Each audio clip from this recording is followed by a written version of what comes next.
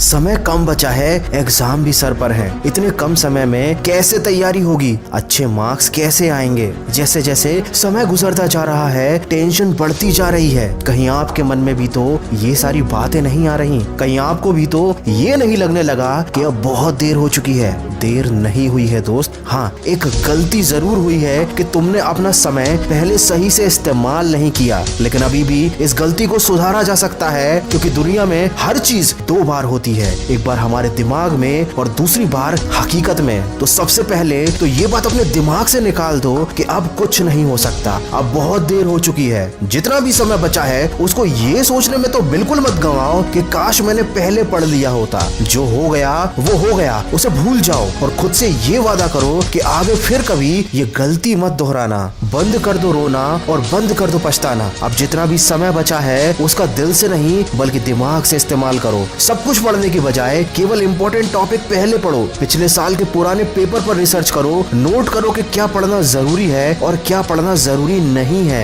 और syllabus wise उन papers को सॉल्व करो। दूसरों को देखकर अपने टारगेट सेट मत करो, ना ही इस बात पर ध्यान दो कि किसने कितना पढ़ लिया। आपको बस एक बात क्लियर होनी चाहिए कि आपको कितना पढ़ना था और आपने कितना पढ़ लिया। अगर पढ़ते समय नींद आए तो 5 मिनट के लिए घर की छत पर टहलने चले जाना और अपनी किताब जरूर साथ में ले जाना। मैं 100% गारंटी देता हूँ कि नींद भाग जाएगी। आप जिस भी टॉपिक पर कंफ्यूज हो रहे हैं उसको टिक करके अलग रख लीजिए। जब आपकी पढ़ाई खत्म हो जाए तो इस टॉपिक को इंटरनेट पर या अपने किसी बड़े भाई बहन या दोस्त से पूछ लीजिए, लेकिन उस टॉपिक के बारे में सोच सोच कर अपना टाइम बिल्कुल भी खराब ना करें। एग्जाम हॉल में जाने से पहले अपने किसी भी दोस्त से किसी भी टॉपिक को लेकर डिस्कस ना करें, ना ही खुद को जज करें, क्योंकि यहाँ आपका कॉन्फिडेंस लेवल गिर सकता है या आप कंफ्यूज भी हो सकते हैं। जैसे मोबाइल पर गेम खेलते समय जब तक गेम कंप्लीट नहीं हो जाता सारा ध्यान, सारी इच्छा शक्ति और सारा फोकस उसी गेम पर रहता है, वैसे ही ध्यान और वैसे ही फोकस अब पढ़ाई में लगाना है। चाहे नींद आए या तूफान आ जाए, नजरें किताब से हटनी नहीं चाहिए। लाखों में एक बंदा IAS बनता है, हजारों में एक बंदा अच्छी बॉडी बना पाता है, क्योंकि ये लोग दर्द सहते हैं, तकलीफ सहते हैं। इनका फोकस अपने लक्ष्य से नहीं हटता, इनका ध्यान आने वाले रिजल्ट पर रहता है, और तुम्हारा ध्यान भी आने वाले रिजल्ट पर ही होना चाहिए। कोयला भी हीरा बनने के लिए लाखों साल तक कई टन का दबाव झेलता है। कितनों की तकदीर बदलनी है, तुम्हें कितनों को रास्ते पर लाना है। अपने हाथ की लकीरें मत देखो, तुम्हें इनसे भी आगे जाना है। दोस्तों चीज उतनी मुश्किल होती नहीं जितना हम उसे सोच सोच कर बना देते हैं। तो सोचना बंद करो, पछताना बंद करो। किसने कहा कि दुनिया में करिश्मे नहीं होते?